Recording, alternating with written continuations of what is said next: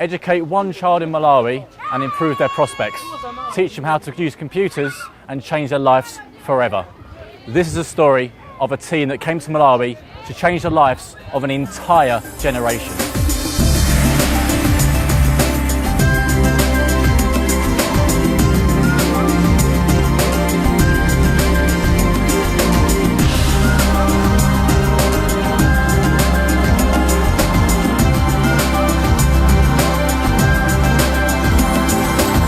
It's 9 o'clock and the start of a new school day has begun.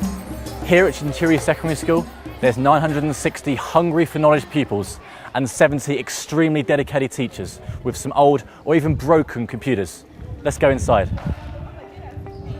Hey Chikondi. Hi. Kevin, how are you? I'm good, and yourself? Good, very well, thank you. So what IT resources do you have in this school and what are your plans for this room? Okay, we have computers, but our computers are very old and we need some more computers because what we can do with these computers is very limited. So with the difference of the internet, how's that going to affect the school and the pupils?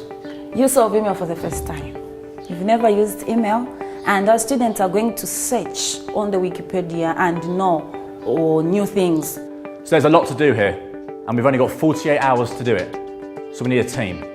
So we've joined Microsoft and the local Malawi Learning Partnership team to make the difference and to get the job done. The first job for the school is to get some computers. Luckily, we know a fantastic charity, IT Schools Africa, that distribute refurbished computers. Let's hope they've got a lot of them, because we've sent Paul to track them down. So I'm here at the warehouse. We're going to need PCs, screens and networking equipment to tie all this together. These donated PCs and monitors are exactly what we need for the school up the road.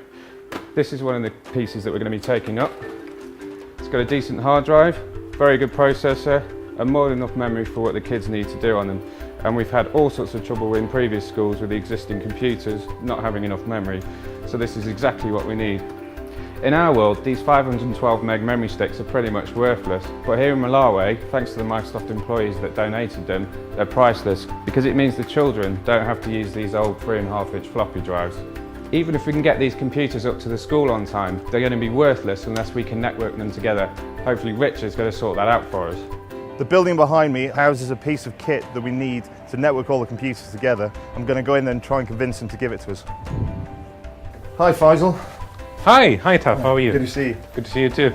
So we spoke a bit earlier on, Yes. what do you guys do here? We're Access Communications. We're the second national operator in Malawi, Yep. and we've rolled out a 3G network, and we have a massive equipment room downstairs. What do you think you could do to help the project? I think we could do a lot. The easiest thing for us to do would be to put a couple of servers into our equipment room and load it up with some collaboration software like SharePoint or Microsoft Exchange and some antivirus, and then share that remotely with the schools using our high-speed 3G internet access. That's brilliant. Right, we've got the network sorted. Let's get back to the school and see how they're getting on. So we now have all the computers in the computer lab. Next step is get them all networked up together and connect them to the 3G. But sorting out the technology is one challenge. Passing on the knowledge of how to use the technology to the local people is a completely new challenge. So there's a lot of knowledge transfer to do, and we only have a day and a half to sort it. Yeah? Richard just called me and he said he committed to do 4 schools instead of 3. Can you Another believe school? that? Yeah. That's impossible. We don't have the kids and we don't have enough time to do it. No. What are we going to do now? Okay, so I've left the noise of the technical build behind me, and to be honest, I wasn't really that much help in there. But Microsoft employees have been so generous and have donated a ton of mosquito nets, and we've sent John up country to distribute them.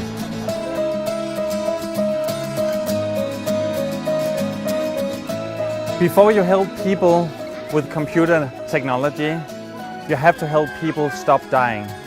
Today, with the net distribution done through Microsoft, we have made a big momentum.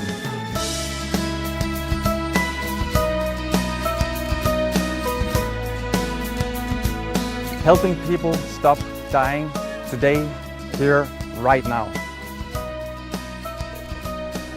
So we're here, end of day 1.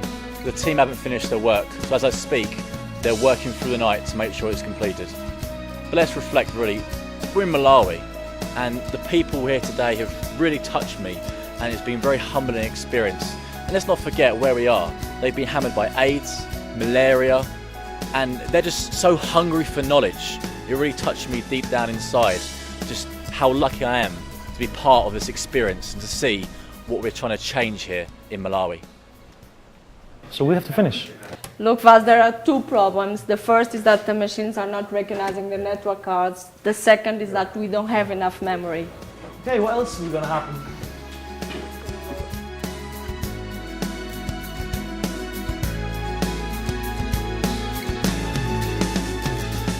So Chikondi, remember 48 hours ago, we're in this very room behind me now. There was no networking, there was no internet, there was no email, there was no communication to the outside world. Well, 48 hours on, let's go inside. You close your eyes, I'm gonna take you in and I'll show you what we've done.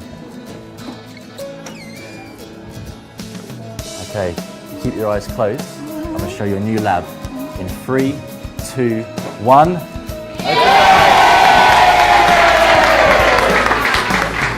We have desktop sharing, so the teacher now can actually deliver the lesson here, and you can actually see the desktop of your teacher. So when she's actually moving everything around, showing you stuff, you can see that on your own screens. We even have the Office capabilities, online sharing, PowerPoint, and finally, we have even painted your blackboard. Yeah? This day has been great to me. Fantastic. You've exalted us from nowhere to up there, somewhere. But we still need your assistance. Please pop in as many times as you can to guide us.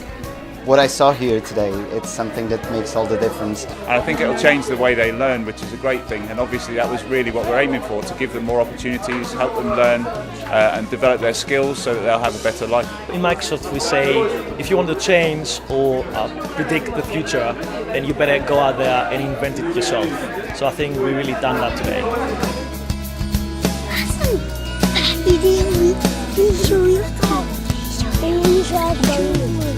Awesome.